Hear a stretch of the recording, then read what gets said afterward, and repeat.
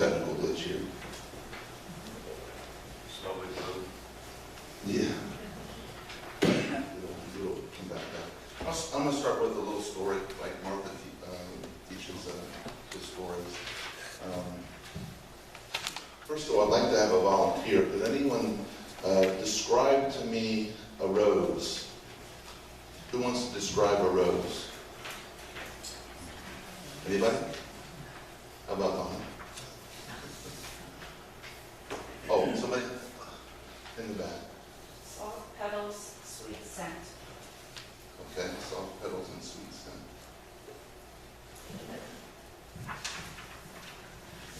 Now I'm going to read about a rose. Oh, another one.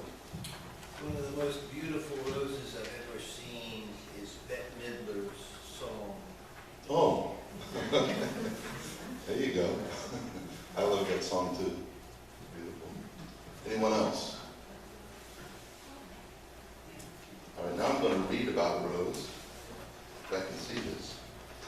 With roses, we are afforded a genus of garden plants with unmatched diversity in form, habit, color, fragrance, and flower shape.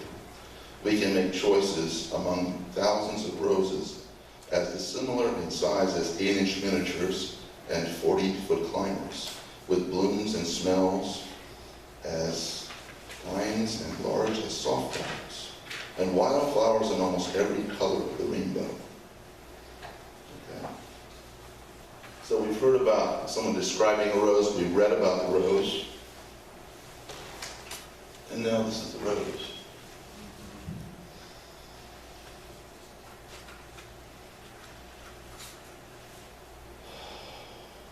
We can see it and we can smell it, right? So truth comes to us in two ways. What's called the second principle is indirect. Someone talks about it, someone reads about it, a book, a description. That's indirect. And then there's another way truth comes to us through direct experience, which is like smelling and looking at the rose. Now, whoever says or describes, or if you read something in a book about a rose, it's still not the same as smelling and looking at the rose. And that's the point about truth, that's the point about Tao. In the Tao Te Ching, the first verse is this.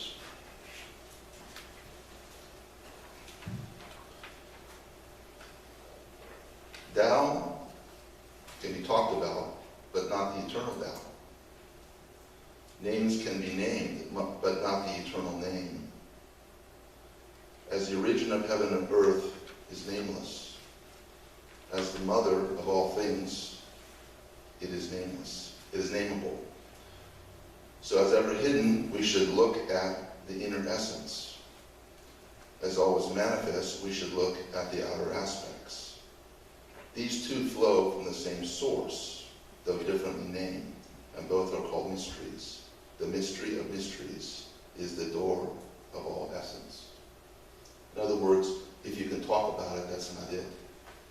At best, words and books are pointers to the truth and not the reality itself.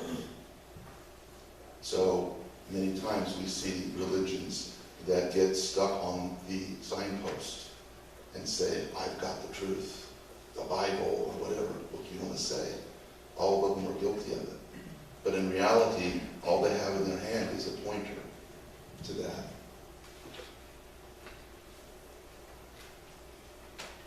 Yeah, some problem here.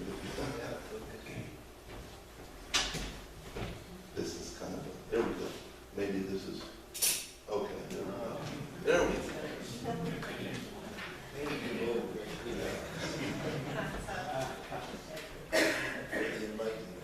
There you go. So the title of my talk is The Tao of Unity and Diversity, the Practice of Spiritual Alchemy. And when we think of alchemy, it's more of a scientific term. I'm turning metal, like base metal, into gold. It's basically a process of transformation. And the Tao of unity and diversity is like that. Okay? But let's talk about what the Tao is first. Oops. I won't do that. The Tao is called the Way. It's very common. It's up here on the board, as you can see in your coexist sign. You've got Islam and Christianity and Judaism and all the major religions, including Taoism. So it's part of what's welcome here in the Unitarians. And one of the reasons I wanted to talk about unity and diversity, when I see the word Unitarian Universalist, it kind of strikes me as that. Unitarian is unity, and Universalist is diversity. Okay? When I was young, I was involved in a movement that was about looking at the world as one family and accepting all diverse backgrounds and opinions. That's why I've always felt a kinship to Unitarian Universalists, because they have this ability to look at things both through the unitive perspective and the diverse perspective. Okay? So the Tao is the way, or the principle of life, yin and yang. It's also called the watercourse way. They say the Tao is always looking for the lowest place. So it's the way of humility, the humble way. Yin and yang, we're familiar with yin and yang. Essential duality, okay? Everything that exists has a duality. That's how it functions. It cannot function without that. Even at the subatomic level, we've got protons and electrons, right? These are the duality. That's how life works. And it produces an energy of life. If we didn't have energy, we wouldn't be alive. So there's a direct connection to energy, the essential energy of life that we all need to live. Here's some examples of the Tao in creation. Obviously, male and female. It's self-evident. Dark and light. Right and left. Inner and outer.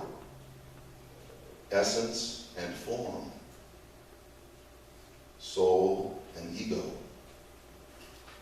Mind and body. Stamen and pistil. Unity and diversity. Nirvana, samsara. We did a presentation a few months ago about heaven and hell. Okay? It's like nirvana, samsara. And then here's another one that we really miss sometimes. Being and doing. Okay? Western culture tends to focus on doing. What are you doing? What am I doing? What is my life about? What is my career? Or we call it on the phone. Hey, how you doing? Oh, I'm fine. How you doing? What are you doing? Doing. Right? So you have to be careful that you don't become a human doing and forget that you're a human being. Right? And which one is primary? Being is the basis of doing. Right? But when you're like even when you meditate and you're peaceful, something's going on. Something is doing you. Your heart's beating, you're breathing. So you can never divorce the two, the being and the doing. You're never a pure being and never a pure doing. But based on your consciousness, you may have a predominance of one over the other. And if you get out of balance, this creates stress, breakdown, ill health, unhappiness, depression. This out of balance of being and doing. And this is what happened to me. When I was a stockbroker for many years, I became more of a human doing than I was a human being. And involved in that world, it was very stressful, and it eventually ruined my health. And it forced me to turn towards the being side. And I chose to go into the path of Eastern esoteric practices. Not one particular one, but I studied all of them. Hinduism, Buddhism, Taoism, Sufism, all the mystical and more spiritual sides. Okay? Does anyone have other examples of the Tao in life? Can you name something that I haven't? I'd like to mention that it's a balance of the two more than yin is superior to the That's right. There is no superiority. They're interdependent. That's right. You can't have one without the other. No, you can't. That's right. Absolutely.